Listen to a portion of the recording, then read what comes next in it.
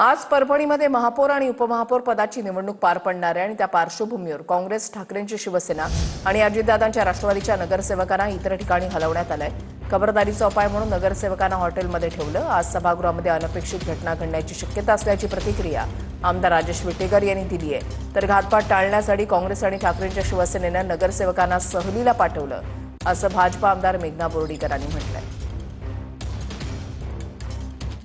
निश्चित महानगरपालिकेमध्ये राष्ट्रवादी काँग्रेस पक्षाचे 11 नगरसेवक निवडून आलेले आहेत। उद्या महापौर आणि उपमहापौरची निवड आहे। आमच्या काही इच्छुक उमेदवारांनी नगरसेवकांनी नामनिर्देशन दाखल केलेलं आहे। 24 तासावर ही निवडणूक आहे आणि निश्चित राजकारणामध्ये कधीही काही होऊ शकतं। त्या अनुषंगाने काही तडजोडी झाल्या होऊ शकतात, त्या माध्यमातून आमचा प्रयत्न चालू आहे। आता बैठक आहे आमची, आता काय होईल काय नाही नंतर मी तुम्हाला कळवतो। नाही, मी सांगितलं नाही, राजकारण आहे, कधी पण काही होऊ शकतं। त्यामध्ये आम्ही 11 नगरसेवक आमच्या आता बसलेले आहेत, आमच्या चर्चा चालू आहेत, त्या अनुषंगाने आम्ही ठरवू।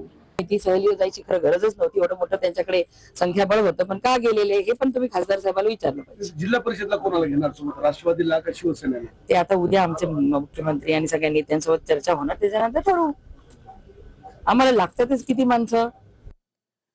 परभणी महापालिकेवर ठाकरेंच्या शिवसेनेचा महापौर होणार असं म्हटलंय संजय जाधवांनी। काँग्रेसचा उपमहापौर होईल असं संजय जाधवांनी म्हटलंय, पण काँग्रेसच्या नगरसेवकांना वरिष्ठ स्तरावरून काही वेगळा आदेश आल्यास आम्ही आमचे पत्ते खोलू, असा सूचक इशाराही संजय जाधव यांनी दिलाय।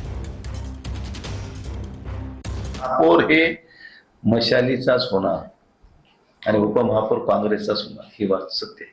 काँग्रेसच्या प्रदेश स्तरावरून जर काही सूचना आल्या काँग्रेसला, तिकडे आम्ही काँग्रेसवाले ठरवतील ना काय करायचं, त्यावेळेस आम्ही आमचे पत्ते खोलून काय करायचे, त्याच्या आज त्या विषयावर कशाला जायचं। पण आज आम्ही काँग्रेस सोबत लढलो आणि शेवटपर्यंत आम्ही सोबत राहणार आहेत।